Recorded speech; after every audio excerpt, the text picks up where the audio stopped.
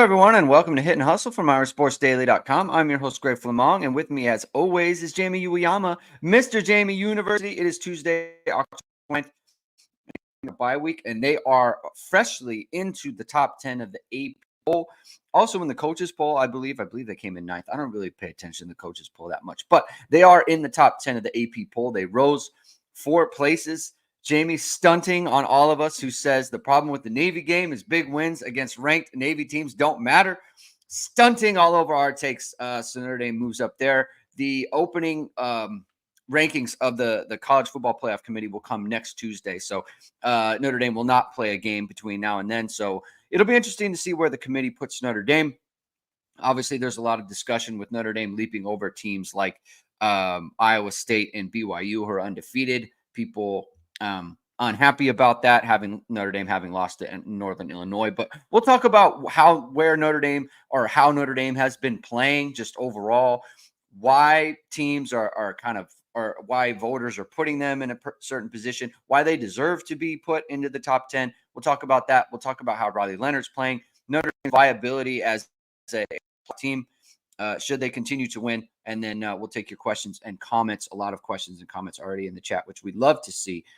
Thank you for tuning in, everyone. If you like what you hear, please hit the like button. Please hit subscribe. Please hit the notification bell soon, whenever it is. We are going to go live. Links to the podcast are in the description below. And as always, the show is brought to you by ESQ Clothing. Holiday season is right around the corner, and ESQ has you covered for all your parties and gifting. Founded by Notre Dame alum Ge Wang, you've seen ESQ on all your favorite Notre Dame players and coaches.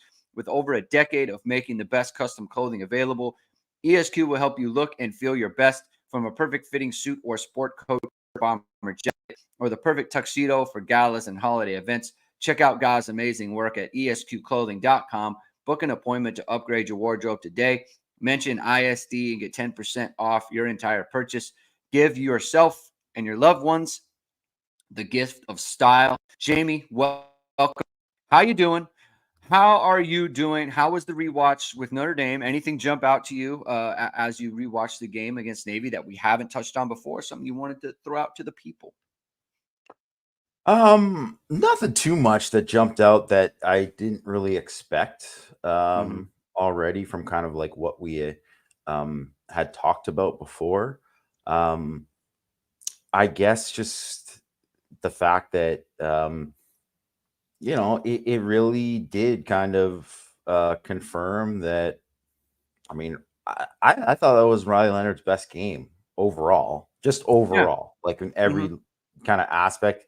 So, which also goes to show too, like his numbers in terms of like his completion percentage weren't huge, and also his like overall passing numbers weren't huge. But you got to remember that things like that Emil Wagner, that got called back, which was that was a great throw. Like that was a great throw. A throw that he wouldn't have made earlier. That's like another like 20 something yards taken off there. Just, they played against a defense that was really, geeked up to try to turn over the football and really kind of expose them in that way.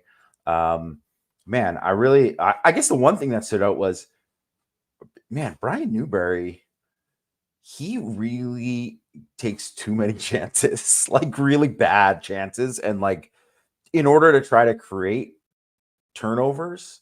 And it's like he has guys guessing a lot because I want to. Maybe this is unfair to say. He has good bona fides, right? He does a lot of things that I'm thinking to myself, this is very Alex Grinchy in terms of what exactly are you trying to accomplish here, right? Like the you put it on Twitter about the play to Greathouse in the beginning, or right in the first drive, where they're kind of sending numbers, but then they don't, and you got basically 4 linebackers just kind of sitting in no man's land, and then you have Jaden Greathouse with an entire field against a player who is not equipped to cover him in that space. I mean, he's open by yards, right? Like he is not there's nowhere anywhere near him. The long pass to Bo Collins, obviously it's a miscommunication by those two guys, but even so, I don't really know what they're trying to accomplish. It And so, didn't make sense of yeah, what. Yep, point. it looked like it was cover 2 and whatever, like But see, to your point there, there are a few times where I'm like, what are they actually trying to do here? I mean, you say like, take chances, yes, but where are the like, where's the upside on some of this stuff you're doing? yeah. I kind of came away from feeling like that. Please continue. I didn't want to derail you there, but No, I think like, that's a perfect example that great house play. Like, I think, they're thinking, hey, maybe we're getting crossers here or something. So yeah, they thought that, or they're like, hey, we're gonna get screened to the back or the tight end. So that they're like telling those guys, hey, this is what they're gonna do here. And it was not, I mean, they obviously did not get that. At some point, you have to go and play football. yeah, yeah, You can't just be like, oh, it's not this. Like, that's what it seems like. And like, so it looks like they're like poorly coached, but I wouldn't say that. They don't look like that in a lot of other games. Um, but I don't know. I mean, I've noticed that every year since Newberry has been at Navy against Notre Dame. I don't like. I think his defensives have looked good in a lot of other games when they've like leading up to Notre Dame, mm-hmm. but they have a lot of busts against Notre Yeah, Dame, and yeah, he puts his guys in a lot of bad situations, and I'm like, man, this is just, yeah, like you said, very Alex Grinchy. Like you're like, what are we doing here? Like, what? yeah, Why is this like?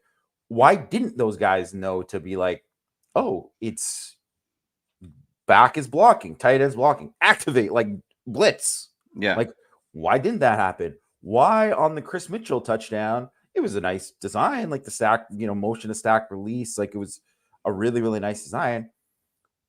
I don't think it was as simple as like, oh, he thought the guy was going to switch off, because if you look at what he was doing there, it was like he was expecting like they were going to have like a quick screen or something yeah, there, because there's no reason why he was attacking it. Like he was like on the line of scrimmage, rather than like not even trying to like run around it. It was like, or he thought it was going to be like a quick out that he could yeah. jump or something. It was like, I don't know. That's just like maybe they saw something on film. Maybe that's just like great job by Mike Denbrock, just kind of Breaking noticing. tendency. Sometimes they motion in Mitchell and then he runs a return. Like maybe they were expecting that rollout wide receiver return from Mitchell that they've done a couple of times. Remember the big ball they hit to Harrison?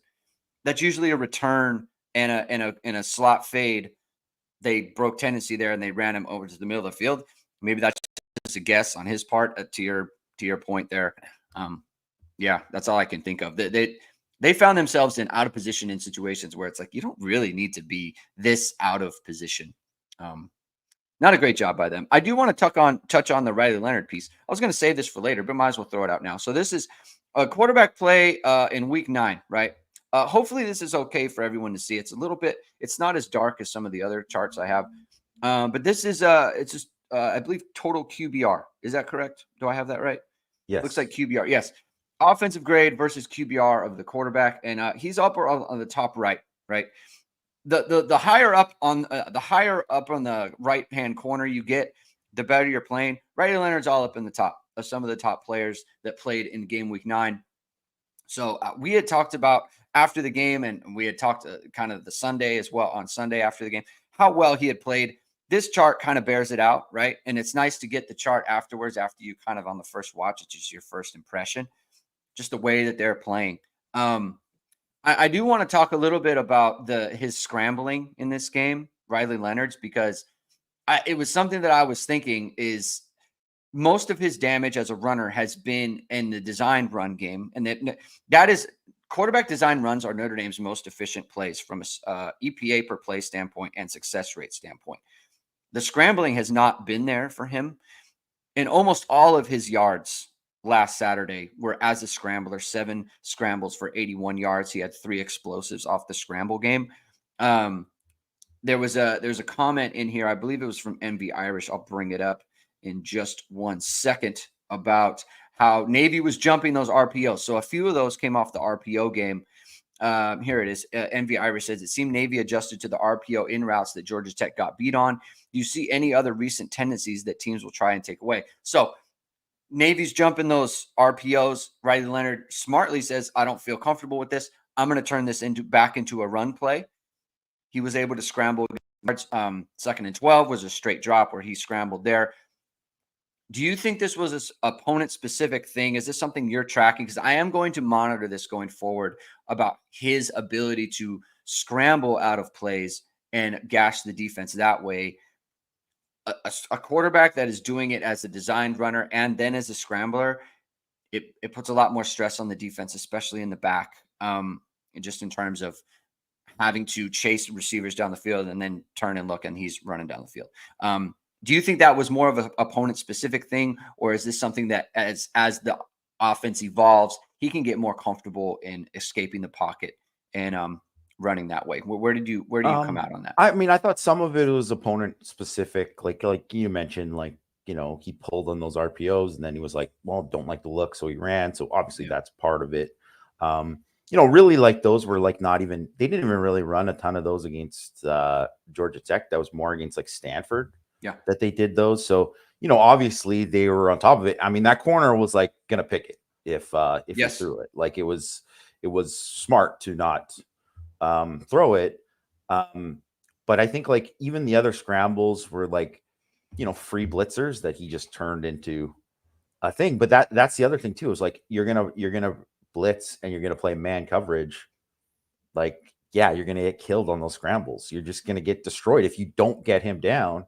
And he's so good at like escaping when it's that thing. So like playing like man coverage against. So I think a bit of it is opponent specific. Like they're playing man, they're they're blitzing. So he's able to kind of take advantage of it. Not as many teams are going to do that, going forward. But also, I just think too, he just has like a better. Every little aspect of it, he has a better feel for what's going on. Of like, hey, this isn't there. I can do this. Like I'm gonna sit here and go to my next read, or I'm gonna run. And I just think you can just see he's way more confident. He is way more confident in the like level that he, like every aspect of knowing what to do in his decision making. He's so much better than he was. And I mean, Navy had 10 forced fumbles and 10 interceptions going into the game. Obviously, you don't turn the ball over once in the game. Like, that's huge. That is massive. And because obviously you saw what happened with, Navy turning the ball over, right? So I think that kind of thing is just a lot of it is just the maturation of his like decision making and understanding of what is working in the offensive in there and just kind of seeing things better. So I think that's got a lot to do with it. But I just thought that was huge. The fact they didn't have to use designed runs in this game. Like I only think they went quarterback draw once. And in the sneaks. I don't even count the sneaks, but you know what I mean? Like I would say like there's still a lot there that they haven't done in terms of like quarterback run game that they could do. And when you don't have to use it in a game like this, like, man, that's massive. Like he's basically just getting free yards off of those plays. Yeah. And that obviously makes it easier for everyone on the offense, right? Including the play caller. Let's talk about Notre Dame's AP ranking here. So Notre Dame is 8th. They jumped BYU. They moved up 4 spots. They jumped BYU. They jumped Iowa State. So I had a question from Sean O'Brien on Twitter. He asked me this on Sunday, and I told him to remind me, and he reminded me this morning. So we'll get to it. He asked the question of how many first place votes would Notre Dame be getting if they had not lost to NIU? And just looking at this, I think they're ranked above Penn State. I think they're at worst 3rd, if not 2nd in the country at this point without an NIU loss. And I think they're getting more first place votes than Georgia is. I don't know if it's that many more, but they are getting more, especially with Texas A&M looking as good as they do. So that's interesting. I'm curious to get your opinion on that. There wouldn't be ranked 1. Oregon would definitely be ranked ahead of them, but I'm not sure that it would be 61-1 like this. Curious where you come out on that. Yeah, I would bet they would get a few, but yeah, like you said, I think they'd probably be like, in the top 4, 100%. And maybe probably most likely third, maybe second. I would say above Penn State too, because Penn State's beat no one. Yeah. But if they were playing like this, which is why I kind of think like people got to stop talking about, well, NIU's the worst loss out of all these teams. I mean, it really doesn't matter now because of how Notre Dame has played since then. If Notre Dame was like squeaking by all these weeks and not winning like convincingly, then you'd say, well, I mean, they could probably lose another one of those NIU games. That's how people would look at it. And that's kind of why, if you look at, say, 2018, those were, I know that was a bit tougher schedule, but it wasn't like a super gauntlet schedule. That wasn't like a crazy schedule. And they didn't win. Like, they had a lot of games that were like, hey, they needed to win in the fourth quarter. Like, and it just didn't look all that kind of pretty. And if you think of even where they were kind of ranked, where they ended up ranked at the end of the F plus ratings, right? The combined FEI and SP plus ratings, they were 10th, just at the end of the season. So after the Clemson game, right? Obviously I don't have the rankings from before that, but they were 30th on offense and 9th on defense. Like, this is the 2018 team. The 2018 team. Yeah. They're, 14th on offense now and second on defense. Like, they're better and like performing it. Yeah. How those advanced stats work is like it's your performance. Like, yeah. So I switched this is from Bud Davis on Twitter. So I want to give him credit for this chart.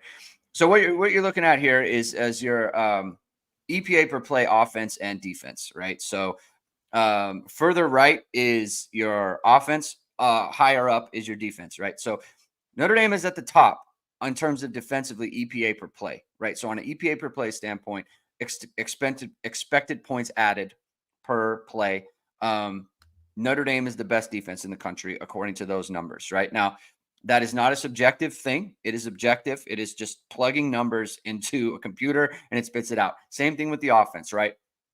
And you'll see where Notre Dame is, right? They are in the company of Alabama and Penn State and Oregon. And Ohio State is a better offensive team from that standpoint, but Notre Dame's a better defensive team. Notre Dame is better across all metrics than Texas is, right? Now, look, I don't necessarily think that if Notre Dame were to play Texas, I would be like, yeah, like they have better EPA per play. They should win the game, right? But I do think it's just indicative of the way that Notre Dame is playing, and this is opponent adjusted, right? So I think when you look at that, they are 7th in SB plus. I don't know what they are in F plus. I haven't looked at that. Do you know just overall what they are in F plus right now? F plus right now, yeah. Oh yeah, they're 7th, and they're 7th. And that's what I just said. So they're 7th. They're 14th on offense and 3rd on defense. Sorry, not second. Sorry. Right. So you're 7th in F plus, which is combined FEI and SP plus. They're a good football team. They're playing like a good football team, regardless of what you think about the NIU situation. And that is where this kind of comes into like where Notre Dame is ranked. If they're 7th in the metrics, look at where they are on this chart here. Like they clearly deserve to be around the 7th, 8th ranked team in the country. They would be, they would probably be 2nd or 3rd if they had not lost to NIU. They'd probably be 2nd because that Texas A&M win is better than anything that anything that Penn State has done, and they wouldn't have lost the game, and so that's better than what Georgia's done. So that's kind of where I think Notre Dame would be. But to me, it's more important to me the way that Notre Dame's playing, and I think that's a little bit surprising for even Notre Dame fans. I think Notre Dame fans have been in a I'll say a bubble just because there's no other way to put it. And that has a negative connotation, being in a bubble has a negative connotation. I don't mean it that way because look, we only have so much bandwidth for following teams and following programs and how programs are playing and other teams are playing, right? People only focus on what Notre Dame is doing. As compared to the rest of college football, Notre Dame is playing like one of the upper echelon teams. That's just a fact, right? Like that's not my opinion. That's factually correct. When you look at data, when you look at the metrics and all those other things, and when you look at the fact that they beat Texas A&M on the road, who then beat the doors off Missouri, and then outlasted LSU in the way that Notre Dame outlasted Texas A&M to start the year. That's what the level Notre Dame is at. I do want to take that conversation and kind of move it on to just in your opinion, should Notre Dame continue to win out? Which I think this is an okay conversation to have during the bye, right? When there's a bye week, because Notre Dame doesn't have an opponent next week. We can think a little bit bigger picture here. What do you think? Because to be honest, I have not thought about it until like this week. So this is like kind of a new conversation for me even to have. What do you think Notre Dame's viability is as a playoff contender going to make a run in the college football playoff? Should they go 11-1, right? That's a big caveat, right? They need to win out. And so that's something that needs to happen. What do you think their viability is as a playoff contender, just in your own mind? I mean, I think a lot depends on where they end up getting slotted. Like, do they get a home game? Do they get a home game? Because if they get a home game there, I think, basically whoever they're playing that is 9th to 12th, I like Notre Dame in that game at home. Okay. Like Notre Dame can't, not to say they couldn't lose that game, but they could definitely win that game. Right. So, let me ask you this question, right? There was a projection that I saw. I don't remember who it was from. I apologize. It had Notre Dame as the 10, Penn State as the 7. I mean, I haven't been really impressed with Penn State, to be honest. When I've watched them, but I mean, I definitely think that's a game that I mean, I would imagine Penn State would be favored in that game, but it wouldn't be. To me, it's a toss-up game. It's like a toss-up game. Penn State's not run the ball very well this year.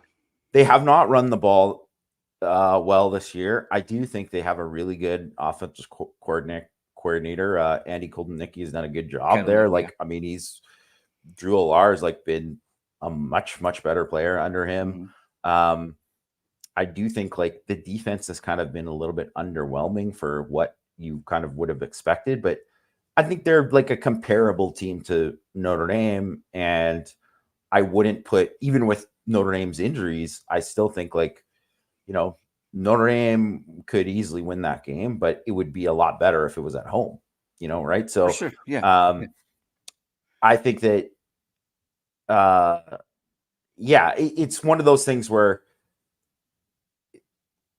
I don't know of too many matchups unless like Georgia ends up being. Well, let's go down let's just go down the top 15 here, and just everyone can kind of look at it. Like you're talking about Georgia. I think Oregon is I mean, if they played Oregon or UGA, I don't think those are games like I would be highly doubtful Notre Dame could win those games. Like I just don't think, maybe at full strength. I think if they had Botello and Boubacar and Ben Morrison were all there on D and they had everybody on the O-line and they were, feeling, then I could see, that would be a game I think Notre Dame would have a much better shot in. But I just think what I've seen from those teams, and I just think how they match up, like I think Notre Dame would have a tough time in those games. But I really think like kind of going on down, like every other team has got a lot of faults. Like, they have a lot of issues where I think, I mean, Notre Dame has some issues, but these teams do too. And I really don't think like any of these other teams are like, man, I just don't, I hate that matchup for Notre Dame. Like, I just really don't see it. Cause like, even like Clemson, who you'd think, like, there's a reason why you're like, okay, Clemson drops, they're 11th, right? But they're in that same bunch of teams that are all in there with Notre Dame. But I think one of the things that normally would scare you about Clemson is that, man, their defense, or their defensive line, but their Yeah. defensive line just has not been as good. Like they should, talent wise, they should be like a Texas A&M, but they're not. That's or at least not that's not how they have been. I think only one of those, BYU or Iowa State, will get in, right? Like I only think only one of the Big 12 teams will get in. And I just don't think I don't think anyone in the Big 12 is that good, to be honest, right? Like I think there's a pretty good chance that Big 12 team is going to get boat raced in that first game. I think when they play like a real team, depending on the matchup, right? But Yeah. Like Tennessee, I mean, that defense is really, really good. Defense is legit. Look at where Tennessee is on this chart, though. They're right down. They're trending on the bad side of having a bad offense. Like I think that has been a sneaky thing about Tennessee this year is they were boat racing teams early. So I think people just assumed that okay, that offense is going to be like one of like the Brendan Hooker kind of Or Hendon Hooker, yeah. Hendon Hooker type of offense, and it hasn't been that, right? Yeah. That has very much gone backwards. The other things you were talking about Clemson is since they lost to Georgia, they have not played. The only team they played with a winning record was Virginia. They're 4-4. Yeah. Now that they lost to them, right? They have not played. This is very much like it's very much 2005 Notre Dame, where that team was cooking some really bad competition offensively. And I mean, they have a better defense than the 05 team, I think, but just they haven't done anything really against a real good. And they played one really good team this year, and they didn't score any touchdowns. So that's 34-3. So to that point, like I just don't see it. How would you feel about a matchup against Alabama? Curious what you think about that. I think their defense is a fraud. I think they just I do. I don't think that they're not nearly as good as they should be on defense. They give up way too much. They make too many mistakes. I really think that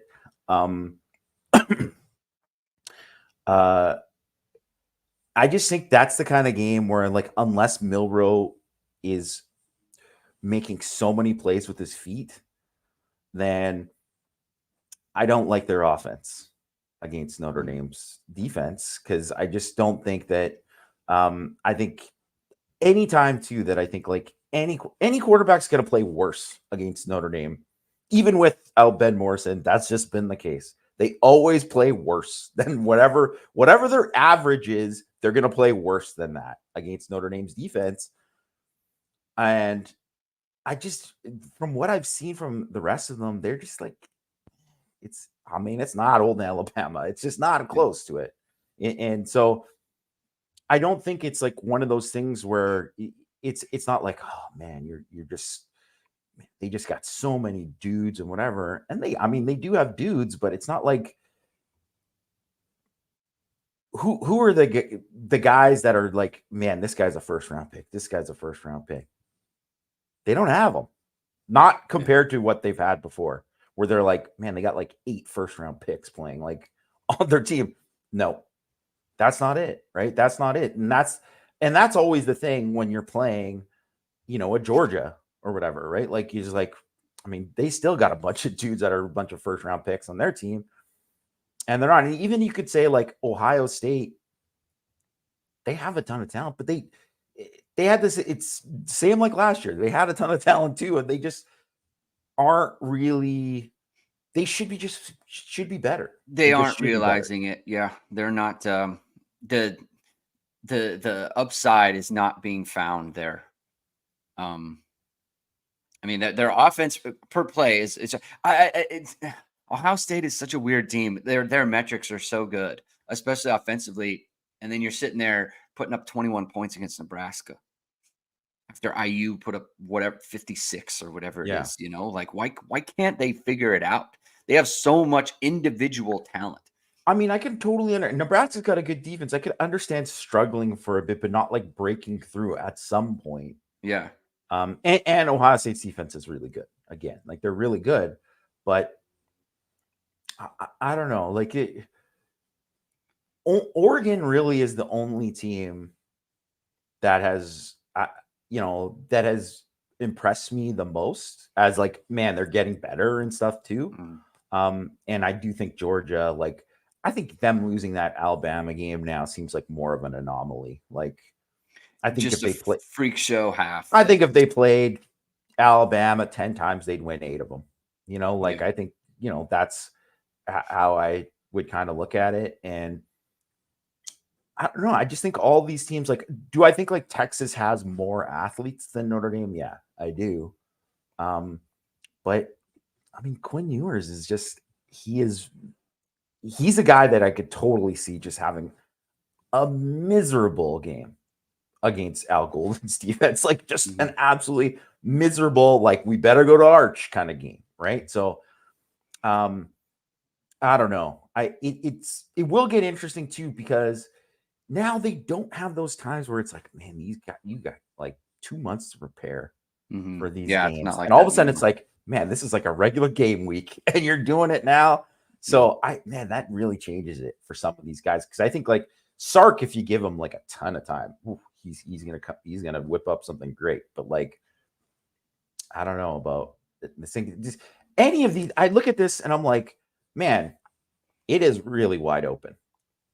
It is really wide open. Like I would say, like, Georgia and Oregon would have to be the favorites. I think they are correctly 1 and 2 in the country. Like, even though Georgia, is 6-1, they deserve to be above Penn State. They've looked way better than Penn State.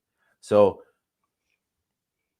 I just don't know. Like, I mean, Ohio State could end up being the best team. Like, they could figure it out still. It's not like too late or anything, Yeah. but I don't know that who out of these, I mean, really the team that has looked the best, but they haven't played a good enough schedule is Indiana. Like that, they're the teams look good every week. We need to the thing with Notre Dame is the thing that concerns me just generally is Notre Dame has they played Texas A&M, and that's the kind of defensive line that I think about when I get nervous about a team like Georgia or Texas for that matter. Ohio State. I think Oregon has a good defensive line too. I don't. What's going on with the guy who's been hurt? I can't. He played for South Carolina. I can't. His name's escaping me right now, but I know he's been out. Birch. Yeah. Birch. Yeah. What's that situation? I guess it don't know doesn't what matter. that situation is. Yeah. I, Like I I guess haven't I'm really just been paying attention too close to it. So yeah. Like I guess I'm just thinking about like when the top teams play like those Georgia defensive ends, man. Like they are frightening, right? They are truly just like these guys are real problems. And so that just makes me nervous. I do think there's a discounting, or even in our own minds, about how big it is that Notre Dame's best offensive lineman is back playing, and he played, and then he gets a bye week to kind of, he got his full reps in, bye week to refresh, to gear up physically for the last 4 games of the season. And Billy Strouth, I think that's a pretty big deal for the offense, just in general. At some point, I'm thinking to myself, as good as Leonard Moore is playing, Ben Morrison is supposed to be on this team, and he is maybe their best overall player from a talent standpoint, and that just has to matter. Bertelho and Traore, right? Just logically speaking, you just can't lose these guys and be like, yeah, and it's going to be fine against the best teams in the nation, right? It's especially when you get out of like the whole thing has kind of been framed around against the rest of your schedule. As you move into the playoffs, like now you're facing teams like you need your best guys. and some of these guys just aren't coming back. That is a concern that I have, and something that just sits in the back of my mind. How okay, let's talk a little bit about how Riley Leonard and the way that he's thrown the ball, because you had some stats out today about the way that he's playing. And I kind of followed that up with a tweet. Like, we do need to kind of get our minds off of, teams are just like, oh, they're going to stack the box and make Riley Leonard throw. And he's at 75% true completion percentage. You can talk about that in a second and what that means. If he's at that's not a viable defense for Notre Dame anymore. If that's how he's going to be. If he's going to be a 75% passer or 70 like real, passing percentage, you can't just say, okay, we'll stack the box and you'll make you throw. Like, that has not been viable for defenses in the last few weeks. So, like, what does that mean? Where does Notre Dame get to go? And can they get to that point, I guess, in your mind? So talk about how he's been playing, and then we can kind of move forward in just a second. I mean, I'd still expect defenses to kind of stack the box and try to take away the run as much as possible. Like, I still think that, you're going to see more of that than, them. They'll be fine asking Riley Leonard to beat them. But the thing is that when you're not good enough there to kind of stop them, you aren't, you allow, Notre Dame to kind of out scheme you, or you don't have the DBs that really match up like these last 3 weeks. Like, you're going to get cooked. And, like any other, like, if it's a good quarterback and it's a good scheme and good enough receivers, you're going to get cooked. And that's what's happened. So, yeah. So adjusted completion percentage is what PFF tracks, which is the completion percentage that if you add in like basically like drops, right? And you take out like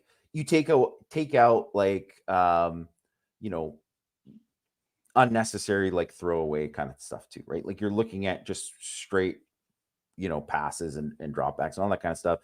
And he's at 75.8%, which out of Power 5 quarterbacks, there's 51, or Power 4, excuse me, quarterbacks. There's 51 that have had 200 plus dropbacks. That's 11th in adjusted completion percentage. That's 75.8%. That's also, he was at like 70% at Duke the last 2 years. Yeah. So he's like 5% higher, which is significant. Like, he has been a bit more accurate than he has when he was at Duke. And now we've kind of seen enough games now where we've said, like, okay, we have enough of a sample size to say this is kind of who he's been. And he's been a more accurate passer here that he's been at Duke. He has done things like, which is something that he did well at Duke as well, too. But it's the same thing in terms of, those same 51 Power 4, conference quarterbacks. They have another metric on PF, which it's percentage of pressures that turn into sacks, right? Mm-hmm. He's 4th out of the 51, with only 10% of the pressures Notre Dame is allowed. He's given up sacks. Like, that's huge. So, it's like, massive. It's absolutely massive. Yeah.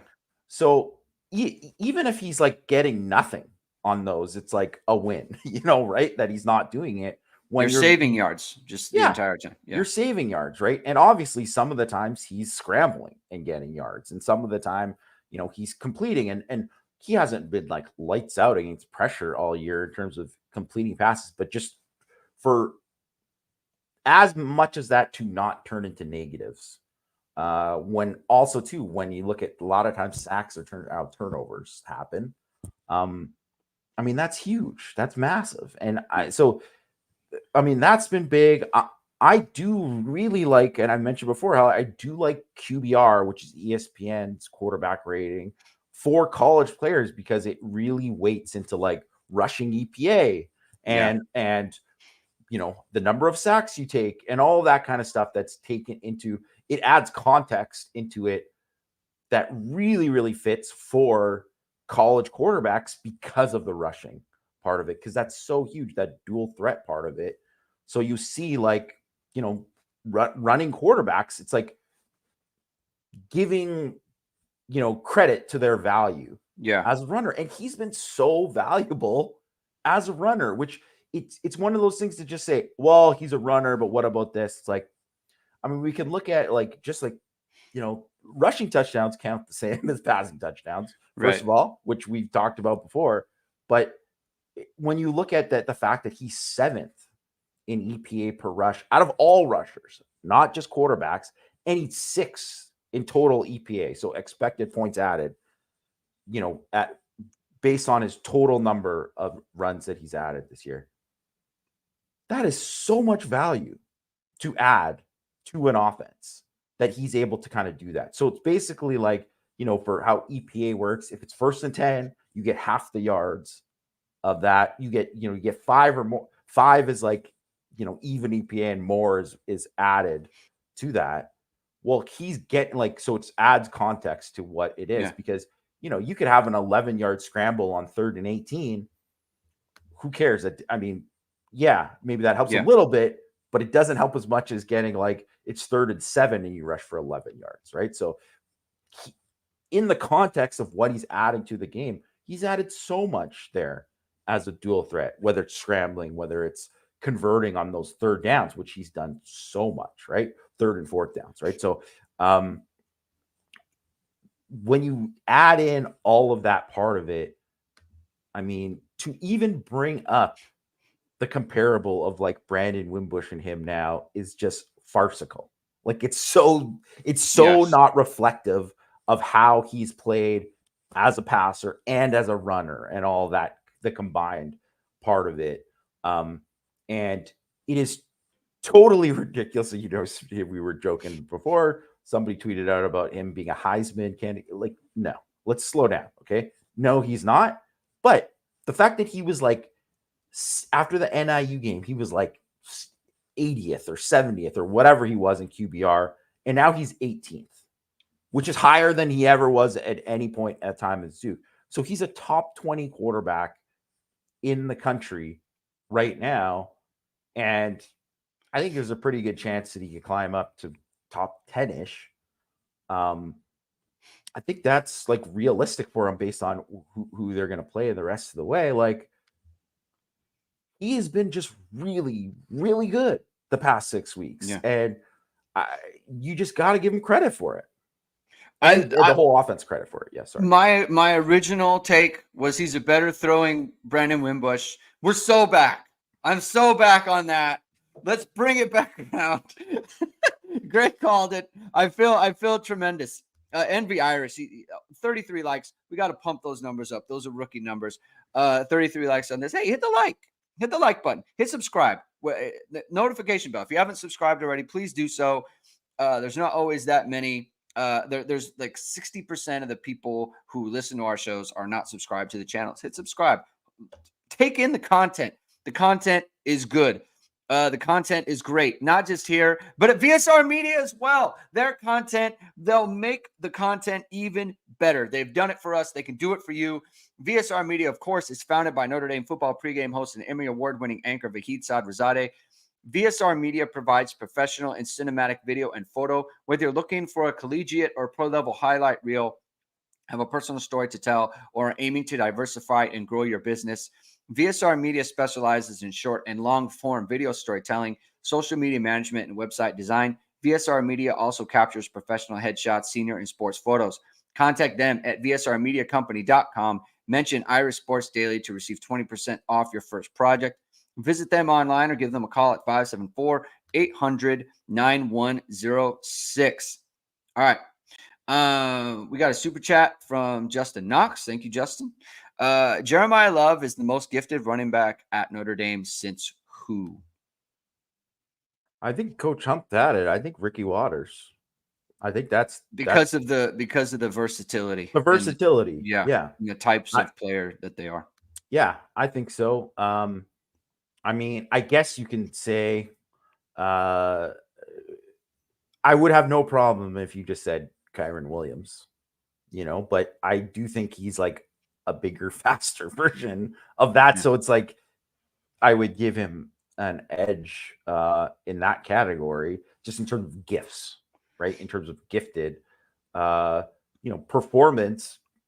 He is a Kyron. He is of that level, right? So, yeah, and I would say too, like, because someone else threw out Julius Jones, who was super talented, obviously, but not as versatile. Like what was Mm-mm. didn't have the same level of versatility. So I wouldn't, that's why I would go Waters, and obviously Waters was just fantastic. He was. I think Jeremiah Love is more explosive than Waters was. He had definitely had explosiveness. I think Love is more explosive. This is in my opinion. I think he's just in terms of skills. I think he's. I said it. He's what they always say of the modern era, right? I think he's going to be the best one of the modern era. He has so much to his game. There's so much untapped with him. We talk about it all the time.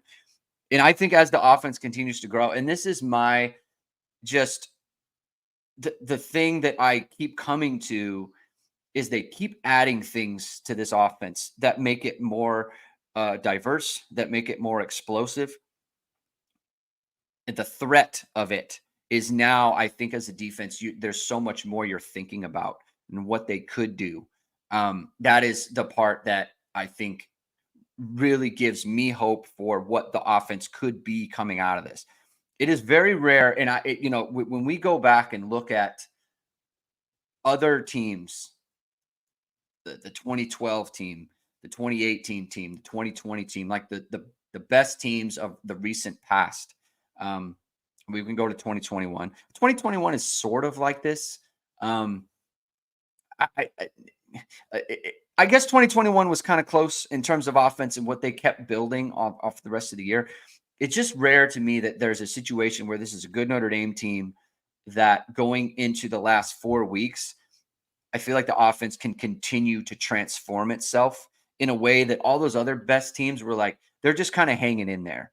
They're just kind of hanging on. Like, I feel like the 2017 team had that chance, but then they stopped. And I think they stopped because of the limitations that Brandon Wimbush, like, he could never get to the point as a thrower that Riley Leonard has gotten to, right? He was never a 60 whatever 70% passer at any point. Like, that was just never the thing. Even his best games, it's like he's 9 of 18, right? He just wasn't the type of player that he was ever going to be. And Riley Leonard can get there. That's what's intriguing to me, Jamie. I'm curious what you think the ceiling is for Notre Dame in terms of being a truly explosive offense. When you figure, okay, they reintroduced Faison in a real way against Navy. Can Bo Collins ever get there from a consistency standpoint? I don't know that we can reasonably expect Chris Mitchell to be that explosive guy that we thought in the preseason. Can they get it from someone else, right? Other than Faison. Um, I don't have an expectation for someone like Micah Gilbert at this point. I think that would be unfair to have an expectation of that. But do you think that could be coming? Like, is there enough evidence to think this offense can really actually take off and start to become top? I don't want to say between 5 and 10 in terms of offenses around the country. No, sorry, That's fine. no. No. I don't know that I'm there either. That's fine. Like, I don't want you to say yes. I want to talk about it because I mean, I still I don't think know that that's true. yeah, I still think the offense can get better. I still think, like, hey, they're getting better, and I think they can still continue to get better. It helps obviously that Billy Schrauth is going to be back, and he's Yes. going to have more time. They get another bye week, and we saw the improvements that they made over that bye week, and I think they're actually going to get that. They're going to have that extra kind of the championship week bye week a little bit too, to kind of reassess some things as well while some of these other teams are still playing. So there's that too. So I think there's things that they can do better. And I do think, like, although it's kind of happening later, than anyone wanted to. Like, I do think, like, you could see a lot more from Jordan Faison.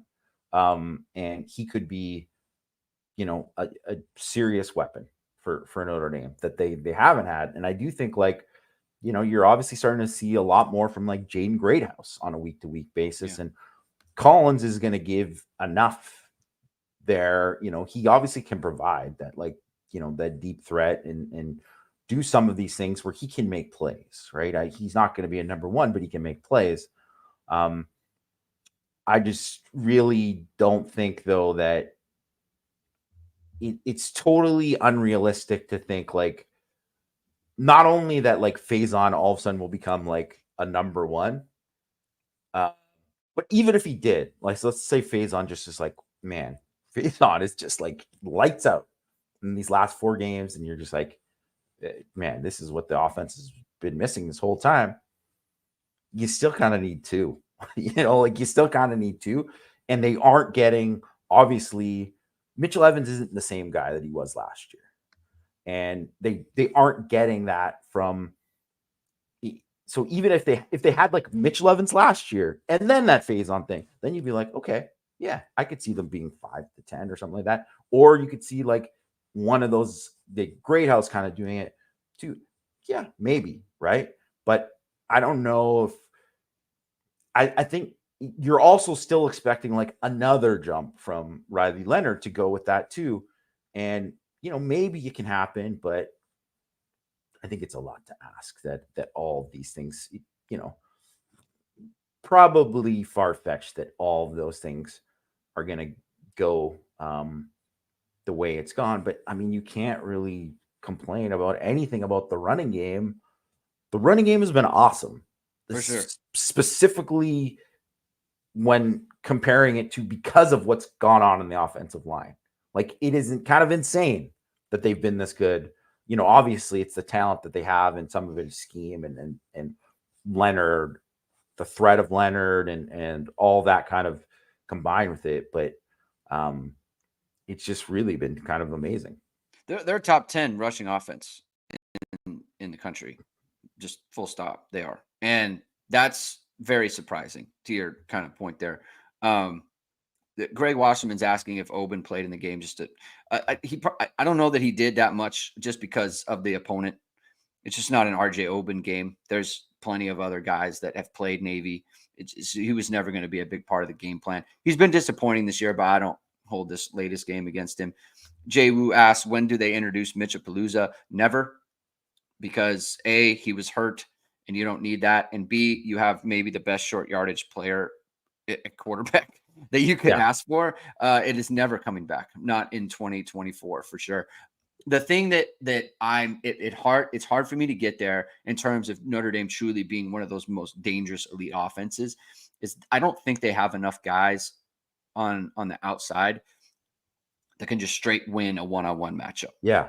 The only time that Bo Collins has done it this year was the Miami, Ohio game, where he had the corner one-on-one and he ran by the corner. The other big play he had against Stanford was basically a scheme thing. Stanford kind of schemed themselves out of a play there. Yeah. That was a good call. Yeah. The Navy game was a bust, right? So he's not just cooking guys in one-on-one matchups. And think about the types of players that Notre Dame's had. Like Will Fuller, cooking guys. Chase Claypool, cooking guys. Miles Boykin in a one-on-one matchup will beat the defender. Yeah, right. He was winning a lot. He was winning one-on-one all the time, and we just haven't seen that. Right. I think Faison is a good option for that, but because of his stature, it's just I don't expect it on a week-to-week basis, and not against the best teams. He can catch passes. That's not what I'm saying. It just you're not seeing these situations where it's like he's lighting guys on fire, and Notre Dame just doesn't seem to have be a game wrecker, be a total game wrecker. Yeah, can these guys win outside? And yeah, they can win sometimes, but like where you go up against a guy who's like a real NFL corner, and it's like that guy can't cover. Yeah, no, they don't have that. They don't have that guy, right? Like, and that's what like Adoree Jackson was a first round pick. Guy ran like 100 meters. he shook Will Fuller's hand, and Will Fuller was like, "Peace." Like it was done. That is not common. Like that doesn't happen, and that's why everyone is always like, "Oh man, you know, they got to get another Fuller, they got to get another Claypool, they got to get another Michael Floyd." It's like Notre Dame doesn't have that. And the thing is, this is a throwback, and people probably won't like this because he has bad. People think of him in a negative way, but like this is why to me it was very consequential that Tobias Merriweather left the program, because he was a guy who was very inconsistent. He was very very up and down, but he had reps where he was just cooking guys, and he would run by you. He would run by you on the thing that he did against Wake Forest last year, the way that he beat the Stanford DB for the first catch he's ever made. There was a second play. I think it was either Pitt, maybe it was the Pitt game, where they had him on a post route and he blew by people. Like he was a redshirt freshman, and I don't want to get into the circumstances for which he left because it doesn't matter at this point. But they don't have another player of his physical ability and stature in the program right now, and they haven't replaced it. Someone brought up KK Smith. I think Chris Schreiber brought up KK Smith in time, sure, but they haven't brought him out in a real situation. So I'm not going to predict that suddenly after week 8 that he's going to be a major part of the game plan. I think Micah Gilbert could do it. I think Cam Williams has that ability. He's not even, I don't know that he's even with the first team. He might be with scout team right now. Like the guys that I think are on the roster that can do these types of things aren't with the first group, right? And so that is my biggest concern with the offense in terms of the passing game and explosiveness, is just, can it ever get to that point? And I don't know that the personnel allows for it. Yeah, I think it is what it is, right? I mean, I would say you could fairly say that the personnel is better than it was last year, but I mean, things were dire last year, so that's not saying much, but it's just kind of what it is. Like they don't have one of those guys who's really like that dude, or multiple that dudes, and it's not, some of these guys could be, and we don't know too that where some of these guys are going to be a year from now, and the guys who are playing as well, right? So, but it's just that's where they're at right now. So I think the best thing that could happen for Notre Dame's offense to take another leap in this next 4 games is for someone like Jordan Faison to be like, yeah, he's like, all of a sudden he's become a guy that teams have to game plan around. That they're like, oh, we gotta, what's our plan for this guy? Because Notre Dame doesn't have anybody. It hasn't had anybody the whole season that defenses have had to do that. And Mitchell Evans, because we've seen it, right? Like we've seen it, like that. He is that kind of last piece to where you're really putting teams, because we've seen it from him. He's done it in real games before. Him and Faison have, right? And they're, Evans is still coming back from that injury. I think this bye is important for him. And I think Faison as well, right? Can those guys, I think we both had Faison as when we did the top 25. I had Bo Collins first and then Faison. But I thought Faison would have like a bigger year than Greathouse. And it is kind of for this reason, because he gives them something that no one else on the roster really gives them. Yeah, he's just a more dynamic guy. Yeah. So, all right, that's where it is. I think that's a good place to leave it, Jamie. Thank you, everyone, for tuning in today. If you like what you heard, please hit the like button. Please hit subscribe. Please hit the notification bell so whenever it is we're going to go live. Jamie and I will be back on Thursday talking more Notre Dame football. And there was a question in here. Chris Schreiber asked the question, post-bye, do you see guys getting more run since they won't burn a red shirt, maybe like Sevillano? I think that's a good conversation for Thursday. Talk about things like that. Some kind of down the roster type players. So we'll be talking about those things on Thursday. So you're going to want to tune in, and it's going to be a lot of fun. Thank you for everyone again for your participation. Again, if you haven't, please hit the subscribe. Please hit the like. We really appreciate those things. We'll talk to you on Thursday. Have a good rest of your day, everyone. Keep hitting and hustling.